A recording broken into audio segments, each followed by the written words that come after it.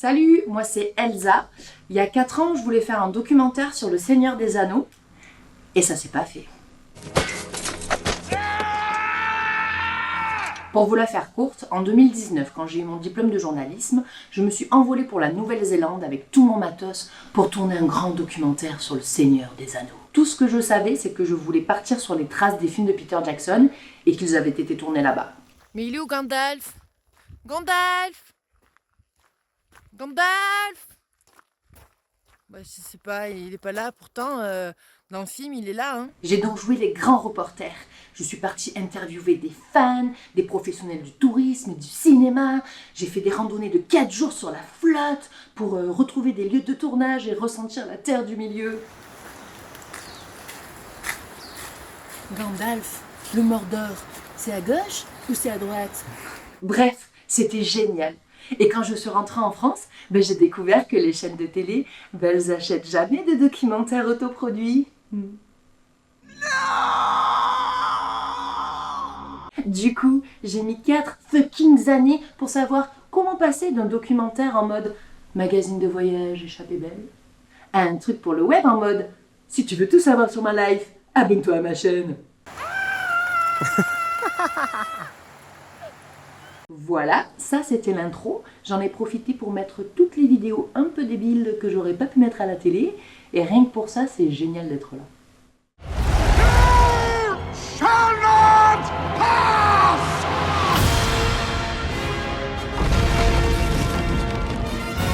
You will face evil, and you will defeat it.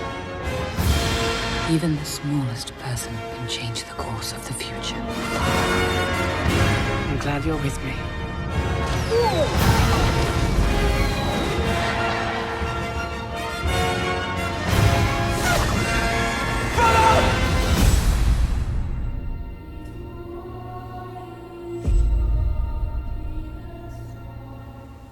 Le grand acteur britannique qui incarne Gandalf est lui aussi toujours animé par la quête de l'anneau. Mais aurait-il imaginé que 20 ans après la sortie des films, des fans tels que moi continueraient de venir en Nouvelle-Zélande pour marcher dans ses grands pas? Que Hobbiton, le village des Hobbits, deviendrait la plus importante attraction touristique du pays? Selon une enquête du Tourism New Zealand, près de 2 voyageurs sur 10 débarqueraient chez les Maoris pour le Seigneur des Anneaux. C'est un truc de fou à quel point les gens sont influençables. À ce propos, je vous conseille d'écouter le podcast de Louis Média « Pourquoi pleure-t-on devant un film ?» Ça m'a permis de comprendre pourquoi l'œuvre de Tolkien m'a autant touchée au point de me barrer à l'autre bout du monde pendant 1 an et demi. Et vous verrez, j'étais pas la seule. C'est parti ?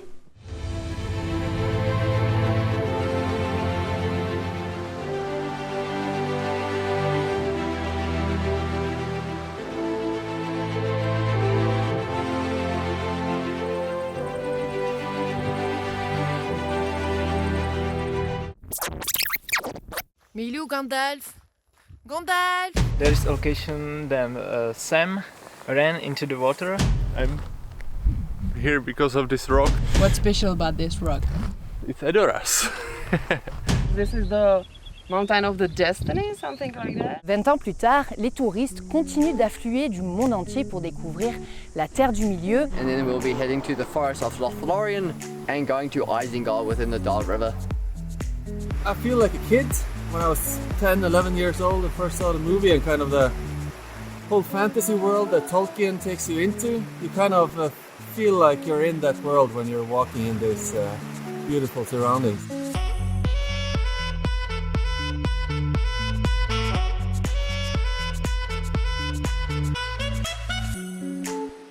It's a lot of different scenery that the film industry can actually add things to. Yeah, you have the grassy fields, the snowy mountains in the background. And the burnt off grass that looks like a desert.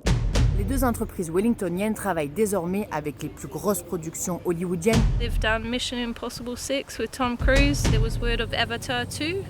It's given me a job. There is no doubt. We didn't really know how big it was going to be.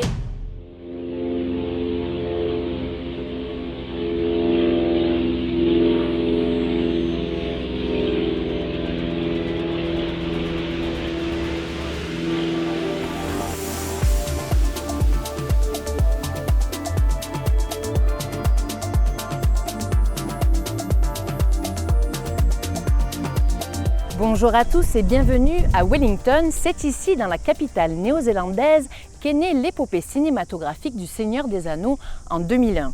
20 ans plus tard, les touristes continuent d'affluer du monde entier pour découvrir la Terre du milieu. Je vous avais prévenu que c'était en mode émission de voyage. Allez, on la refait? Bienvenue au pays du long nuage blanc, Aotearoa en maori. On est en avril 2019 et à peine débarqué dans la capitale néo-zélandaise que je tombe sur Gandalf et son aigle géant à l'aéroport. Pas mal l'accueil. Ici, toute l'industrie du cinéma s'est regroupée sur la jolie péninsule de Miramar. Une fois que les équipes techniques et les acteurs ont atterri, ils sont à seulement 5 minutes des studios de tournage, des ateliers de fabrication des effets spéciaux Weta et de la post-production Park Road qui leur permet de vérifier au fur et à mesure sur écran géant et avec un son de malade si tout va bien ou s'il faut aller retourner une scène vite fait bien fait. Une fois dans la boîte, pour l'avant-première des films, ils ont dû quitter la péninsule de Miramar pour aller juste en face, de l'autre côté de la baie. Le magnifique cinéma art déco, l'Embassy Theatre, était le lieu parfait pour un tel événement. De nuit comme de jour, je reste à l'affût au cas où je tomberai sur Peter Jackson au coin d'une rue, vu qu'il habite et travaille toujours à Wellington. J'ai eu l'info dans le fameux Lord of the Rings Location Guidebook, le guide qui recense absolument tous les lieux de tournage dans la Nouvelle-Zélande et que tout fan digne de ce nom se procure dès son arrivée. En tout, ils ont vendu presque 500 000 copies, c'est pas mal. Bon, le mien, il a pris cher. C'est ce qu'on appelle aujourd'hui le tourisme Tolkien qui a un impact considérable sur l'économie du pays. Les tours opérateurs proposent par exemple des visites guidées sur les lieux de tournage, à commencer par ici, la ville d'origine du réalisateur, que Kate, une guide touristique avec qui nous avons tout de suite rendez-vous, connaît comme sa poche. La fameuse Kate m'a donné rendez-vous dans le parc Mont Victoria, au cœur de la capitale. C'est difficile à croire, mais c'est là, en plein centre-ville, que se trouve le lieu de tournage surnommé la cachette des Hobbits. C'est ici qu'ils ont tourné la scène où les Hobbits sont pourchassés par les cavaliers noirs, les Nazgûl, dans la communauté de l'Anneau. So Frodo and the other hobbits have run from underneath this big branch here. They've come across the pathway and run over to that little hole right there. They jumped in. But during the movie, of course, there was a very giant tree roots and a tree there that they could hide under. That's crazy. So do you know exactly how many locations have been used in Wellington and around the city for the movie? Oh, yes. So, yeah, Peter Jackson used actually multiple locations around the Wellington region. So you've got Mount Victoria here, which actually had several scenes done here in the woods just on its own. But then you've got other locations around. We've got Kaitoke Regional Park, which was where Rivendell was built in the movies. Very beautiful spot out there. They also used our local river, the Hutt Valley River, and that was shown in a few different scenes throughout the movies. How many tours do you do per week and how many tourists do you have approximately? Oh, yeah, so well, this is currently our summer season. So we are very busy at the moment. We are doing tours 7 days a week. Wow. Yes, from with tourists all over the world coming to see filming locations. That's crazy. So it's incredible. 20 years later, that so many people are still so fascinated with the movie. Like yourself, you're not from here. You came here because you were a fan. Where are you? Yes, I'm actually from Ohio in the United States. And I came on vacation to New Zealand to see Hobbiton and the other lovely spots around New Zealand. And I liked it so much I ended up moving here. So I've been living in New Zealand for 9 years now. And for the last 3 years, I've been a Lord of the Rings tour guide, taking people to all these locations. So Peter Jackson owns everything from that gate there on the left, all the way around this big parking lot in front of us, and then down the street. So this is what he calls Stone Street, and this is where he makes all of his movies. C'est donc dans ces studios qu'ils ont tourné Le Seigneur des Anneaux. Et depuis, les plus grands réalisateurs viennent du monde entier pour tourner leurs films ici. Il y a eu Spielberg et son Tintin, et pendant que j'y étais, un certain James Cameron et ses Avatars 2, 3, 4, 5, 6. Bon, évidemment, j'étais au courant. Donc, j'ai loué un appartement juste à côté des studios, comme ça, juste au cas où.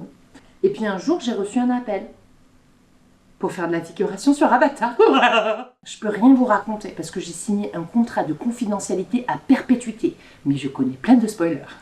Comme tous les tournages sont concentrés au même endroit et qu'il y a seulement 4 millions d'habitants en Nouvelle-Zélande, pour être pris sur un film, il suffit de tenter sa chance, d'avoir un petit peu de culot, quoi.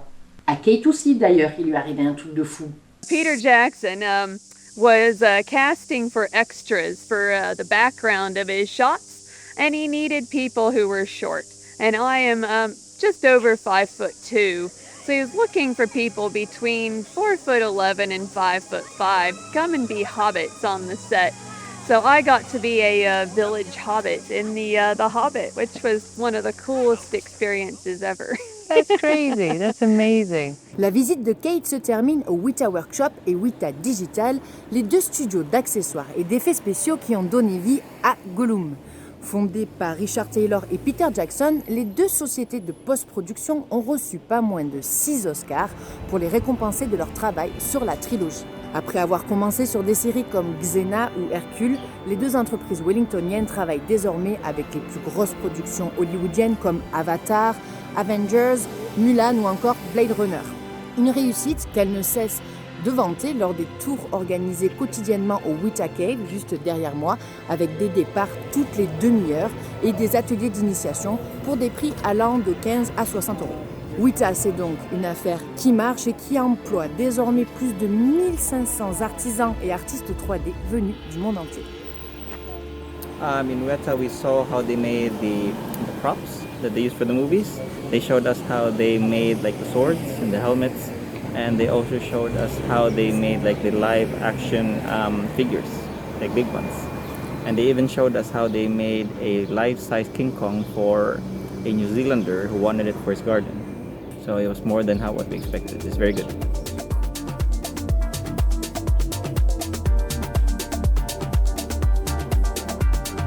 Voilà, c'est la fin du premier épisode, j'espère que ça vous a plu.